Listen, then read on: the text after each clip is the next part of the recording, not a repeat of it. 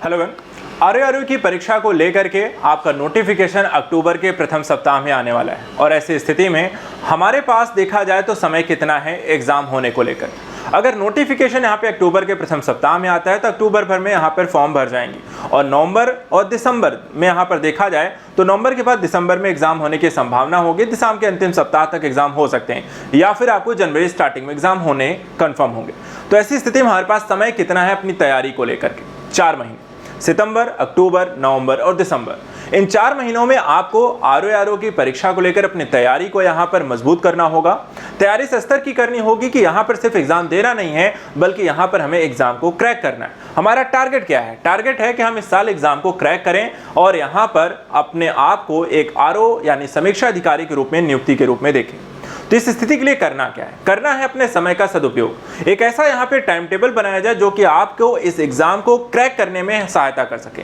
इसके संदर्भ में आपको अपने 4 महीने के यहाँ पर संपूर्ण तैयारी का एक प्लान बनाना होगा। इस प्लान में यहाँ पर आपको कई पहलुओं को ध्यान में रखना होगा, जैसे कि यहाँ पर इस 4 महीने में आपको सिर्फ पढ़ना नहीं है बल्कि यहाँ पर रिवीजन का प्रोसेस भी शामिल होना चाहिए। इसमें आपको बुक्स पढ़नी है, नोट्स पढ़ने हैं या फिर यहाँ पर कोई वीडियो देखनी है, उसके लिए यहाँ पर आपको टाइम देना है। इसके साथ साथ यहाँ पे मॉक टेस्ट का क्या टाइम होगा, इन सारी चीज़ों को भी आपके टाइम टेबल में शामिल होना चाहिए। कितने घंटे पढ़ने हैं, किस विषय को कितना टाइम देना है, ये भी आपके टाइम टेबल का हिस्सा है। आपको सोने, उठने, खाने पीने और अन्य चीज़ों के गतिविधियों को भी आपको अपनी दिनचर्या में कब कहाँ समय देना है, ये भी टाइम टेबल का हिस्सा है। कुल मिलाकर देखा जाए टाइम टेबल एक प्रकार की एक अनुशासित दिनचर्या के माध्यम से अपने लक्ष्य को ज़्यादा फोकस होकर तैयारी करने के एक माध्यम हो सकता है। हाँ, ये तरीका आपका अलग हो सकता है। ये तरीका आपके हर एक व्यक्ति की कह सकते हैं इच्छा शक्ति पर डिपेंड करता है, उसकी लाइफस्टाइल पर डिपेंड करता है, उसके यहाँ पर साथ ही साथ यहाँ पर हर व्यक्ति के पढ़ने के तरीके पर भी डिपेंड करता है। तो यहाँ पर मैं आपको जो टाइम टेबल बनाने जा रहा हूँ, बताने जा रहा हूँ, आप इसको ध्यान से देख सकते हैं, समझ सकते हैं इस टाइम टेबल के पीछे का उद्देश्य और इस टाइम टेबल को फिर आगे चलकर आप अपने हिसाब से यहाँ पर ढाल सकते हैं। सबसे पहले देखिए यहाँ पे इस टाइम टेबल को बनाया है मैंने। यहाँ पर एक मॉडल ये टाइम टेबल मैं कह सकता हूँ, एक मानक टाइम टेबल है। यहाँ पर आप इस टाइम टेबल को सिर्फ समझिए मैंने बनाया किस पर्पज से, और उसके बाद इस टाइम टेबल को ही फॉलो करके आप अपने हिसाब से इसे आपको बना सकते हैं दैनिक दिनचर्या आरओ को लेकर के। सबसे पहले यहाँ पे देखिए मैंने यहाँ पे 4 महीने का ये टाइम टेबल आपके लिए बनाया है, जिसमें आप देख सकते हैं सितंबर, अक्टूबर, नवंबर और दिसंबर। इसके साथ साथ मैंने यहाँ पर आपको 5वां जो चीज लिखी हुई है समय, कि कितना समय आपको किस सब्जेक्ट को या किस टाइम टेबल में यहाँ पर आपको कितने घंटे यहाँ पर आपको पढ़ने। जैसे आपको एक दिन में कितने यहाँ पर स्टडी टाइम को बनाना है, तो मैंने यहाँ पर आपके लिए 4 स्टडी टाइम निर्धारित किए हैं, टाइम 1, टाइम 2, टाइम 3, टाइम 4। अर्थात एक महीने में कम से कम यहाँ पर पूरे दिन में आपको सुबह से शाम तक में यहाँ पर आपको देखा जाए तो आपको 4 स्टडी टाइम होंगे। अब जैसे अगर मुझे बात करनी है एक एक महीने को लेकर डिस्कस करते हैं कि जैसे सितंबर माह में आपको क्या क्या टारगेट करना चाहिए, अक्टूबर में क्या टारगेट करना चाहिए, नवंबर में क्या करना चाहिए, दिसंबर। आप इस हिसाब से अपने सब्जेक्ट को चेंज भी कर सकते हैं। आप कोई और नया सब्जेक्ट रखना चाहते हैं तो वो भी यहाँ पे रख सकते हैं, अपने हिसाब से चेंज कर सकते हैं। सबसे पहले बात करते हैं सितंबर महीने को लेकर के। देखिए सितंबर का जो महीना यहाँ पर है, हमने यहाँ पे 4 चीजें आपके लिए स्टार्ट करनी है। सबसे पहली चीज हमें यहाँ पर इतिहास को रखना है। इतिहास के साथ साथ एक और विषय हमने यहाँ पे रखा है अर्थव्यवस्था। देखा जाए इतिहास जो है वो आपको एक ज़्यादातर कहानी, स्टोरी और तथ्यात्मक आपको है। वहीं अगर हम बात करें अर्थव्यवस्था तो ज़्यादा कॉन्सेप्चुअल बेसिस है, करंट ओरिएंटेड है और साथ ही साथ आपको डेटा ओरिएंटेड है। तो यहाँ पे दोनों ही टॉपिक एक दूसरे से अलग हैं, जिसके कारण यहाँ पर बढ़ने के दौरान आपको यहाँ पर एक जैसा नहीं लगेगा। तो इसके कारण इन दोनों सब्जेक्ट को यहाँ पे साथ में रखा है। इतिहास सब्जेक्ट जहाँ पे ज़्यादा बड़ा है, वहीं अर्थव्यवस्था उसके मुकाबले एक छोटा सब्जेक्ट है। दोनों ही चीज़ों में आपको एक डिफरेंट है। इसके बाद तीसरा सब्जेक्ट हमने यहाँ पे सामान्य हिंदी को रखा है। देखा जाए सामान्य हिंदी के संदर्भ में आपको प्रारंभिक और मुख्य परीक्षा में सामान्य हिंदी का सिलेबस अलग है।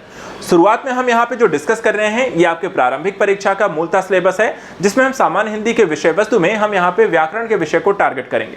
व्याकरण में आपके यहाँ पे 6 टॉपिक आएंगे। इन 6 टॉपिक को हमें 1 महीने में यहाँ पर फिनिश करना है और जो कि आसान होना चाहिए। इसके बाद यहाँ पे देखा तो चौथा जो टाइम टेबल है यहाँ पे आपको करंट अफेयर्स का रहेगा। करंट अफेयर्स यहाँ पे नित्य प्रति यहाँ पर आपको पढ़ना होगा, क्योंकि करंट अफेयर्स एक इंपॉर्टेंट पहलू रखता है आपके किसी भी एग्जाम के संदर्भ से। तो यहाँ पर हमने सितंबर माह के लिए आपके लिए 4 टाइम, एक दिन में आपको 4 स्टडी टाइम निर्धारित किए हैं, जिसमें हमने इतिहास, अर्थव्यवस्था, सामान्य हिंदी और करंट अफेयर्स है। पढ़ने के घंटों के हिसाब से देखिए कॉमन रहेगा। शुरुआती जो विषय यहाँ पे रखे गए हैं, जो बड़े विषय रखे गए हैं, यहाँ पर देखा जाए इनके लिए 3 घंटे निर्धारित किए गए हैं। जैसे आप यहाँ पर देख सकते हैं इतिहास के लिए आपको 3 घंटा दिया गया है, बड़ा सब्जेक्ट है। छोटा सब्जेक्ट यहाँ पे अर्थव्यवस्था है इतिहास के मुकाबले, इसके लिए यहाँ पे 2 घंटे का एक टाइम टेबल बनाना है। इसके बाद एक और सब्जेक्ट जैसे सामान्य हिंदी का आता है, तो उसके लिए आप यहाँ पे 2 घंटे पर्याप्त होने चाहिए एक दिन में। और इसके बाद करंट अफेयर्स के लिए भी यहाँ पे 2 घंटे का टाइम टेबल हमने बनाया। टोटल यहाँ पर देखा जाए तो आपके लिए 9 घंटे एक दिन में यहाँ पर आपको देखा जाए, अर्थात कि आपके दिन का लगभग 1/3 यानी 40% अगर आप टाइम दे दें तो आपका यहाँ पर इस एग्जाम के सक्सेसफुल होने के चांसेस काफी बेहतर है। सिर्फ आपको 40% टाइम का इन्वेस्ट करके, ज्यादा कर सकते हैं अच्छी बात है, लेकिन 40% आप करें तो बहुत अच्छा होगा। इसके बाद देखिए अक्टूबर माह में हमने यहाँ पर कुछ और सब्जेक्ट यहाँ पे चेंज करना है। और देखिए जो टारगेट जिस सितंबर माह का है तो सितंबर में ही हमें यहाँ पे कंप्लीट करना है। अक्टूबर में देखिए हम ज्योग्राफी एक तरफ उठा लेंगे, एक तरफ पर्यावरण यहाँ पर हमने उठा लिया। ज्योग्राफी यहाँ पर देखा जाए तो आपको मैप बेस्ड यहाँ पर स्टडी करिए, फैक्चुअल डेटा है। एनवायरनमेंट थोड़ा सा कॉन्सेप्चुअल है और ज्यादातर यहाँ पर आपको चीजों को समझने वाली बातें हैं। यहाँ पर ये करंट ओरिएंटेड आपको एनवायरनमेंट ज्यादा है, वहीं आपको ज्योग्राफी देखा जाए तो आपको बुकिश यहाँ पर आपको ज्यादा रहेगा। तो दोनों ही चीजें एक दूसरे से इंटरलेट भी हैं, थोड़ा सा यहाँ पर एक दूसरे से अलग भी हैं, जिसके कारण ये पढ़ना समझना आपके लिए ज्यादा आसान हो जाएगा। तीसरा यहाँ पर हमने रख लिया है रीजनिंग और सेंसस का डेटा, जो कि यहाँ पर आपको कुछ रीजनिंग के क्वेश्चन 5-7 आते हैं, 10 आते हैं, तो उनको यहाँ पर आपको पढ़ना है 10 क्वेश्चन के लिए। और साथ ही साथ सेंसस को यहाँ पर आपको 10 दिन लगेंगे। रीजनिंग के लिए आप 20 दिन दे दीजिए, 30 दिन में आपको ये टॉपिक आपका खत्म हो जाएगा। करंट अफेयर यहाँ पर भी आपका कंटिन्यू रहेगा। तो इस तरीके से यहाँ पर आपके अक्टूबर माह का ये टाइम टेबल रहेगा। तो 3 घंटे यहाँ पे ज्योग्राफी को देना है, 2 घंटे यहाँ पे पर्यावरण को देना है, 2 ही घंटे यहाँ पे रीजनिंग सेंसस को देना है, जिसमें आप 1.5 घंटा रीजनिंग को दे दीजिए, आधा घंटा सेंसस को दे दीजिए, और उसके बाद यहाँ पे करंट अफेयर्स को दीजिए आपको 2 घंटे के लिए। तो इस तरीके से हम यहाँ पे अक्टूबर माह का करंट अफेयर टारगेट करेंगे, सॉरी मतलब यहाँ पे पूरा टाइम टेबल। नवंबर माह में फिर हम यहाँ पे राज्य व्यवस्था को ले लेते हैं और दूसरी तरफ यहाँ पे साइंस को ले लेते हैं।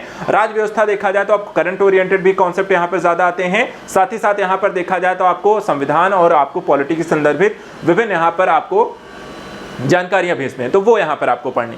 विज्ञान देखा जाए थोड़ा सा कॉन्सेप्ट बेसिस ज्यादा आपको है और बुकिश ज्यादा रहेगा। साइंस एंड टेक में देखा जाए इसके कुछ पोर्शन आपको करंट ओरिएंटेड से रिलेटेड क्वेश्चन आ सकते हैं। इसी तरीके से रिवीजन के संदर्भ में यहाँ पर देखा जाए, अब हमें यहाँ पर साथ ही साथ एक पहलू यहाँ पे शामिल हो जाएगा कि हम नवंबर माह से रिवीजन पर भी चले जाएंगे। ठीक है, नवंबर माह से हम रिवीजन भी एक तरफ से स्टार्ट कर देंगे और रिवीजन के साथ साथ यहाँ पे अपना करंट अफेयर्स कंटिन्यू करेंगे 2 घंटे के लिए। तो एक तरीके से हमारा टाइम टेबल के साथ साथ यहाँ पढ़ने के साथ साथ रिवीजन का पहलू हम नवंबर से स्टार्ट कर देंगे। इसमें देखिए यहाँ पर सेम वही प्रोसेस रहेगा, 3 घंटे राज्य व्यवस्था के लिए, 2 घंटे विज्ञान के लिए, 2 घंटे रिवीजन के लिए और 2 घंटे करंट अफेयर्स के लिए। लास्ट सेगमेंट जो चीजें आपको बच जाती हैं वो हम दिसंबर में फिनिश कर लेंगे। दिसंबर में हम यहाँ पे उत्तर प्रदेश को टारगेट करेंगे, जितना भी रहेगा 3 घंटे डेली बेसिस पे। आर्ट एंड कल्चर को 2 घंटे देंगे उसे डेली बेसिस पे।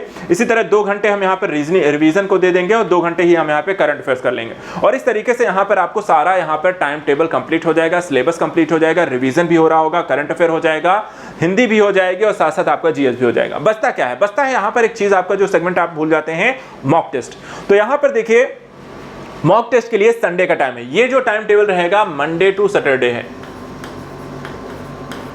मंडे टू सैटरडे हमें यहाँ पर स्टडी करनी है और संडे टू संडे टाइम हमें यहाँ पर अपना निकालना है इन अलग गतिविधियों के लिए। देखिए एक तरफ यहाँ पे प्री की तैयारी तो हम कर ही रहे हैं, लेकिन थोड़ा बहुत मेंस पर भी ध्यान लेकर चलेंगे। तो देखिए जैसे अभी शुरुआती हम कहें सितंबर और अक्टूबर में आपको रिवीजन का टाइम नहीं मिल रहा है, रिवीजन का नवंबर में बेसिकली टाइम मिल रहा है। तो थोड़ा बहुत टाइम आप रिवीजन के संदर्भ से अगर देखना चाहें तो आप संडे का टाइम निकाल लीजिए। मंडे टू सैटरडे आपने जितना भी पढ़ा है, ठीक है, आप उनको 4 घंटे में पूरा आप रिवीजन कर लें। संडे टू संडे 4 घंटे निकालिए। जो मंडे सैटरडे आप पढ़ रहे हैं सितंबर और अक्टूबर के मंथ में, सितंबर अक्टूबर में जो भी आप पढ़ रहे हैं उनको 4 घंटे निकालिए संडे संडे रिवीजन के लिए। इसके अलावा मॉक टेस्ट के लिए 2 घंटे आप संडे संडे निकालिए, जहां पर आप अलग अलग विषयों का या फिर टॉपिक वाइज यहां पर आप मॉक टेस्ट दीजिए और अपनी तैयारी को यहां पर जांचते चलिए। इसके अलावा देखा जाए पत्र लेखन और निबंध जो है आपके मेंस के पेपर में आने वाले टॉपिक हैं, तो उनकी तैयारी के लिए थोड़ी सी प्रैक्टिस आप कर सकते हैं। बहुत ज्यादा टाइम नहीं देना है, लेकिन थोड़ी बहुत प्रैक्टिस आप रख सकते हैं। इसके लिए संडे टू संडे यहां पर आप काम कर सकते हैं कि एक निबंध लिख लीजिए और एक पत्र लेखन। इससे यहां पर आपकी प्रैक्टिस बनी रहेगी और मेंस के समय में आपको इस चीज को समझने और इसमें यहां पर व्यवहार में आने में ज्यादा समय नहीं लगेगा। तो इस तरीके से यहां पर आपको सितंबर से लेकर दिसंबर तक का ये टाइम टेबल है, जिसमें मंडे टू संडे तक के GS, current affairs, revision, mock test, Hindi, Uttar Pradesh, सभी चीजों का समागम। अब करना क्या है, इसे फॉलो करना है। हाँ, हर एक व्यक्ति स्टूडेंट यहाँ पर, जैसा मैंने कहा था स्टार्टिंग में, अपने हिसाब से आप इसे चेंज कर सकते हैं। 9 घंटे या आप 1 आध घंटे और बढ़ा सकते हैं। रिवीजन को डेली रखना चाहें तो घंटे रिवीजन निकाल लीजिए। तो 10 घंटे का टाइम टेबल अगर आप सेट कर लेते हैं तो आप इस एग्जाम के लिए 4 महीने लगातार 10 घंटे पढ़िए और टेस्ट दीजिए। आप इस एग्जाम को सक्सेसफुली यहाँ पे क्रैक कर सकते हैं। बाकी कोई दुविधा है, कोई समस्या है तो आप मुझसे यहाँ पर कमेंट बॉक्स के माध्यम से जरूर पूछिए। कमेंट जो भी आप कहेंगे, जो भी समस्यागत चीजें हैं, हम उसको डिस्कस करेंगे, आप तक पहुंचाएंगे और आपको यहाँ पर इस एग्जाम को क्रैक करने में आपकी हेल्प करेंगे। आज के लिए इतना ही। Thank you so much and good luck.